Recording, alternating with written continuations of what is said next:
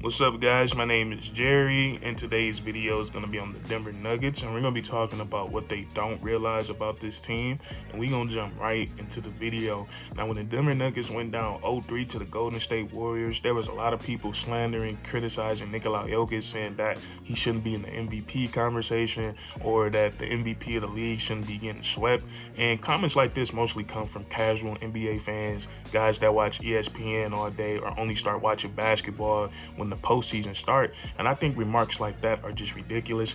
And first of all, the MVP award, that's a regular season award, and Nikola Jokic, he had another all-time great NBA season. He became the first player in NBA history to have 2,000 points, 1,000 rebounds, and 500 assists. And then his averages are insane. He averaged 27 points per game, he averaged 8 assists per game, and then he averaged 14 rebounds. And then not only that, the way he did it so efficiently, shooting the ball well from the field, shooting the ball well from the three-point line, and then he also shot it well from the free throw line as well. So when you have a guy that has this type of impact on the game, and you look at these numbers, it's just very hard to say that he's not in the MVP discussion. When you look at Nikola Jokic play, he's like the first point center in NBA history. He's the only guy I've ever seen in NBA history that plays the center position, and he brings the ball up 90-80% of the time. Nikola Jokic, legit, he runs point guard from his team,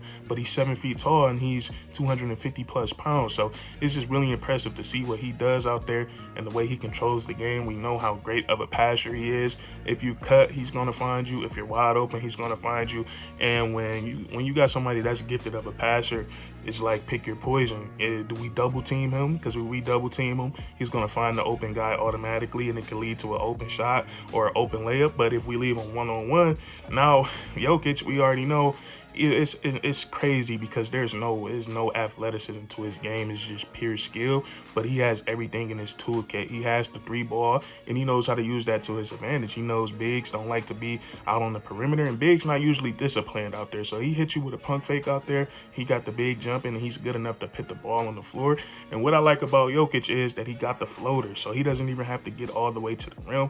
He got the floater, he got the mid-range game, and then also in the post, he got some of the best post moves in the NBA. You don't want to leave him out there on the post by himself because he has an abundance of post moves, and he's just very, very strong. So Nikola Jokic on the offensive side of the ball, he is really a jack of all trades. He can do it all. He can control the entire offense by himself. So let's get that out the way. Nikola Jokic definitely had an MVP. He had an MVP season, and I think he should definitely, if I had a vote, I would be voting Nikola Jokic for MVP. I think he deserves it over everybody else in the discussion. But and then we get to this playoff series, and the Denver Nuggets just took a lot of slander and a lot of criticism for losing to the Golden State Warriors. And I just seen the Warriors get hyped up so much like they just won the NBA Finals, and that's something that really irks me. But they're out there playing against a very hindered team, and Nikola Jokic carrying his current team to the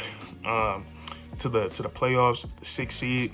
And that right there is an amazing in itself. But then I see stuff like the Denver Nuggets, like they're a bad basketball team and all the role players suck.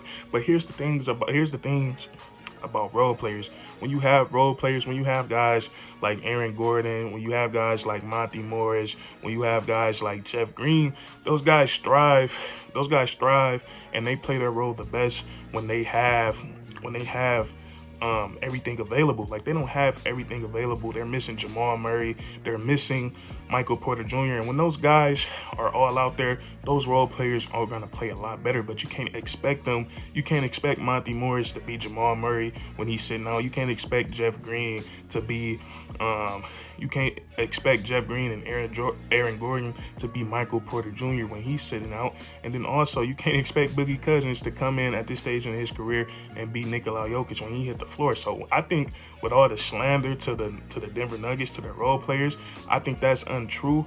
And with the Golden State, when you got to think about it, they're facing the Golden State Warriors. They're facing Steph Curry, Klay Thompson, Draymond Green, Jordan Poole, an emerging star in this league. So I think them losing 4-1, I think that's totally acceptable. And when you look at the way that the Joker played in the playoff series, he played amazing. There wasn't nothing else he could do to stop that onslaught. He averaged 28 plus points per game, 10 plus rebounds, and he just played a great series. And then my biggest thing is that they're missing two of the most explosive players in the game today.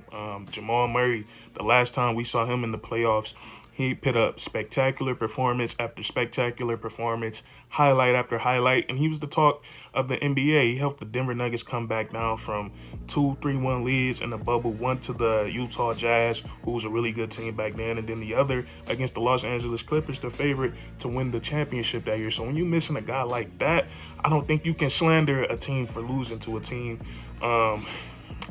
like the Golden State Warriors in the playoffs. But you look at Jamal Murray's game, he plays perfectly off.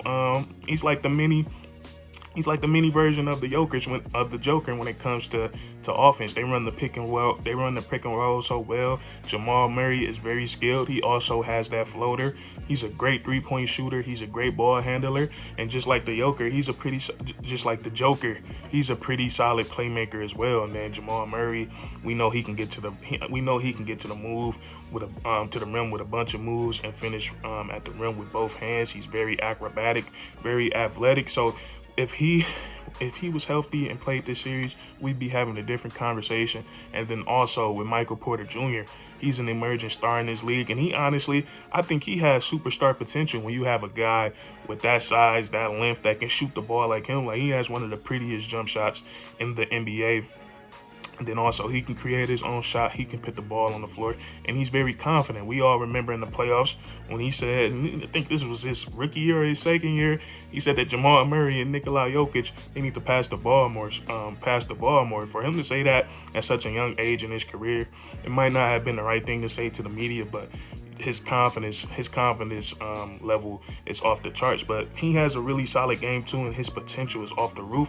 And also he could have helped out defensively with his length. So what I'm getting at here is that the Denver Nuggets, I don't think they deserve to be slandered at all because they were not 100% healthy, and they playing against one of the best teams in the NBA, and they're playing against a prime Steph Curry, a prime Klay Thompson, a prime Draymond Green. Like, the Golden State Warriors were bringing Steph Curry off the bench, and the Denver Nuggets, they're role players.